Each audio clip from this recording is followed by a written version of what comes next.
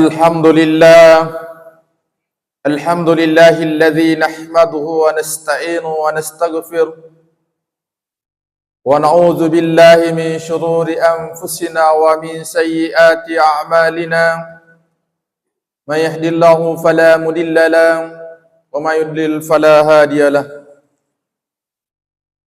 أشهد أن لا إله إلا الله وحده لا شريك له وأشهد أن محمدا عبده ورسوله لا نبي ولا رسول بعده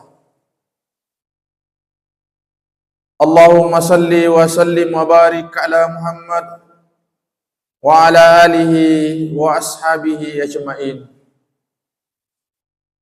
أما بعد أوصيكم بنفسي بتقوى الله ittaqullaha haqqa tuqatih wa la tamutunna illa wa antum muslimun. Ma'asyiral muslimin, sidang jamaah Jumat yang insyaallah sama dirahmati dan dimuliakan oleh Allah. Kita memuji kebesaran Allah Subhanahu wa taala yang tak henti-hentinya meminjamkan nikmat kepada kita sekalian, sehingga kita hadir memenuhi undangan Allah, undangan sebagai seorang yang mengaku beriman kepada Allah, sebagaimana firman Allah ba'da a'udzubillahi minasyaitonir rajim, ya ayyuhalladzina amanu idza nudiya lis-salati min yaumil jum'ati fas'au ila dzikrillahi wa dzarul bay' dzalikum khairul lakum in kuntum ta'lamun. Ma'asyiral muslimin rahimakumullah, salah satu cita-cita yang ingin kita dapatkan adalah bagaimana menjadi orang yang bahagia. Ketika seseorang ditanya, maukah ia bahagia? Maka hampir 100% orang menjawab mau bahagia. Persoalannya kemudian, tidak semua orang yang mau bahagia justru memilih jalan kebahagiaan itu. Salah seorang sahabat Rasulullah SAW, seorang sahabat yang terkenal mudah dan cerdas, yaitu Ibnu Abbas, ditanya tolak ukur kebahagiaan menurutnya, atau dengan istilah sederhananya indikator bahagia.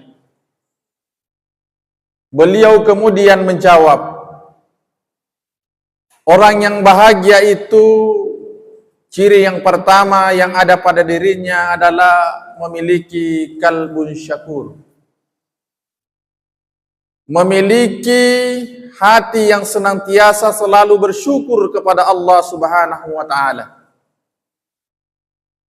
Karena apapun yang kita miliki, apapun yang Allah berikan kepada kita, jika tidak ada kesyukuran, maka pasti akan selalu gelisah.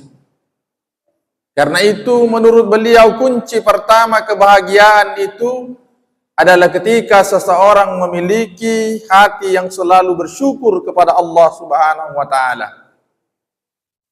Bagaimana caranya bersyukur kepada Allah Subhanahu wa taala?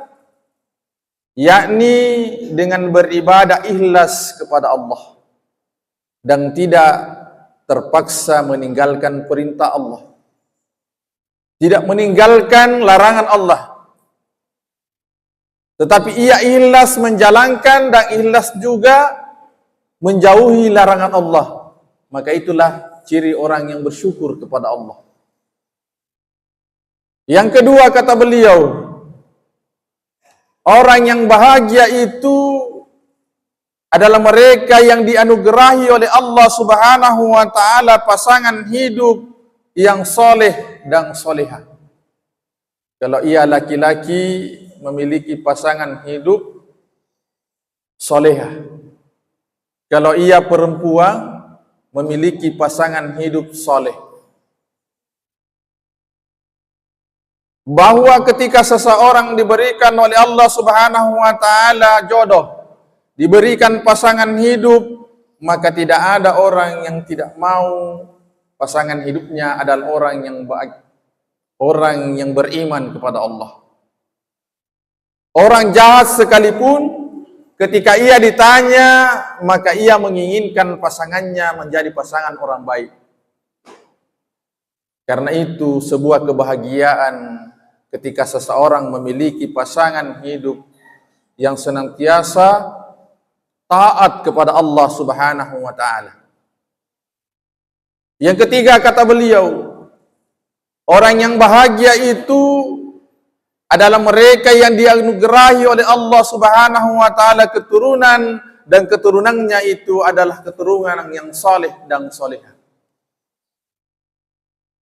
Ada yang berkata, kalau begitu orang yang tidak diberikan keturunan tidak bahagia. Belum tentu.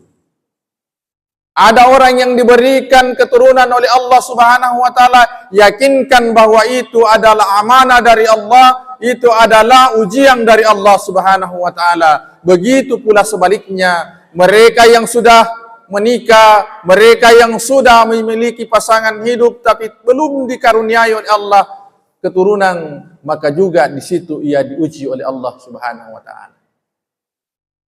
Ma'asyiral muslimin rahimakumullah. Karena itu kebahagiaan seorang orang tua ketika ia memiliki keturunan yang saleh dan solehah. Karena bukan hanya menyejukkan hati di dunia, tetapi lebih diharapkan bagaimana bisa menjadi tamin nanti di hari kemudian. Betapa banyak orang di dunia memiliki keturunan pintar, jenius, tapi belum tentu saleh, belum tentu salehah. Karena itu kebahagiaan yang dimiliki oleh orang tua adalah ketika anaknya di dunia menyejukkan hati, di akhirat memberikan keselamatan, memberikan bantuan, dan ketika ia meninggal dunia tetap didoakan oleh anak keturunannya. Ma'asyiral muslimin rahimakumullah. Namun hari ini seorang orang tua, bahkan kita sekalian ini yang berada di negara yang dicintai di dunia, di Indonesia ini, kita diperhadapkan dengan sebuah kebijakan yang tidak bijak, yakni melegalkan dan memberikan alat kontrasepsi bagi sekolah. Na'udzubillahi min dzalik. Ini alamat bahwa negara ini sudah mulai melegalkan yang namanya zina dengan mempersiapkan alat bantu. Na'udzubillahi min dzalik. Karena itu seorang orang tua memiliki tanggung jawab berat pada hari ini. Bagaimana mendidik generasinya menjadi generasi yang saleh dan salehah. Dan hanya itulah yang bisa menopang dan bisa menangkal godaan-godaan dunia ini. Selanjutnya kata Ibnu Abbas, orang yang bahagia itu adalah mereka yang dianugerahi oleh Allah Subhanahu wa taala lingkungan, dan dengan lingkungan itu ia mengajak dirinya untuk dekat kepada Allah Subhanahu wa taala. Ia berada dalam lingkungan yang selalu taat kepada Allah Subhanahu wa taala. Lingkungannya aman, lingkungannya selalu mengingatkan untuk beribadah kepada Allah. Itu sebuah kebahagiaan. Selanjutnya beliau menjelaskan bahwa orang bahagia itu adalah mereka yang dititipi oleh Allah Subhanahu wa taala harta, dan hartanya itu jelas halalnya. Ma'asyiral muslimin rahimakumullah. Agama ini menganjurkan kita untuk mencari harta yang halal. Dan agama ini tidak melarang umatnya untuk menjadi orang yang kaya raya. Tidak melarang umatnya menjadi orang pemilik seluruh perusahaan kalau perlu. Tapi agama ini menganjurkan untuk kemudian tahu yang mana halal dan mana yang haram. Ma'asyiral muslimin rahimakumullah. Ketika ia mengelola tambang, Mereka tahu bahwa ini boleh dan ini tidak boleh. Kalau ini merusak, bagaimanapun banyaknya keuntungan yang didapat kalau merusak dan membahayakan, maka ia tidak melakukan itu. Itu orang beriman. Ma'asyiral muslimin rahimakumullah. Selanjutnya kata Ibnu Abbas, orang yang bahagia itu adalah mereka yang senantiasa selalu diberikan semangat oleh Allah Subhanahu wa taala untuk mendatangi majelis-majelis ilmu. Tanya diri kita, adakah kita semangat untuk datang ketika ada pengajian, ketika disampaikan ada tabligh akbar, disampaikan di sini ada tarbiyah, di sini ada pengajian, di sini. Adakah semangat untuk mendatangi itu? Kalau tidak, satu indikator kebahagiaan itu gugur dalam diri kita. Ma'asyiral muslimin rahimakumullah. Kita bisa bertahan duduk sekian lama menonton olahraga, menonton sepak bola, tapi kita tidak mampu bertahan duduk sekian menit untuk mendengarkan ajakan-ajakan kebaikan melalui taklim-taklim. Berarti hati kita masih perlu diterpah, masih perlu banyak beristighfar kepada Allah Subhanahu wa taala. Kemudian yang terakhir kata Ibnu Abbas, orang yang bahagia itu adalah mereka yang diberikan umur oleh Allah Subhanahu wa taala dan umurnya itu ia gunakan mengabdi kepada Allah. Semakin tua, semakin ia rindu kepada Allah, semakin tua semakin semangat beribadah kepada Allah. Bukan semakin tua semakin semangat mencari harta. Semakin tua semakin memburu kekayaan, bukan itu orang bahagia menurut Ibnu Abbas. Tapi orang yang bahagia itu adalah semakin tua, semakin berumur, semakin hatinya tertaut dengan masjid, semakin ia rindu kepada ibadah-ibadah yang diperintahkan oleh Allah dan disunnahkan oleh Rasulullah. Ma'asyiral muslimin rahimakumullah. Oleh karena itu, tanya diri kita, maukah kita bahagia? Sehingga kita mencoba memperoleh indikator-indikator ini. Jangan sampai kita hanya fasih berdoa, Rabbana atina fid dunya hasanah wa fil akhirati hasanah wa qina adzabannar. Tapi apa yang kita lakukan bertentangan dengan doa yang kita bacakan. Barakallahu li wa lakum fil Qur'anil azim wa nafa'ni wa iyyakum minal ayati wa dzikril hakim. Wa taqabbal minni wa minkum tilawatahu innahu was-samiul alim.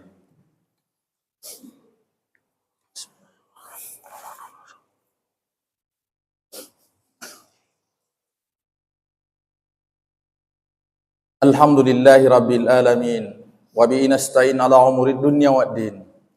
Asyhadu an la ilaha illallah wahdahu la syarika lah wa asyhadu anna Muhammadan abduhu wa rasuluhu la nabiyya wa la rasula ba'da.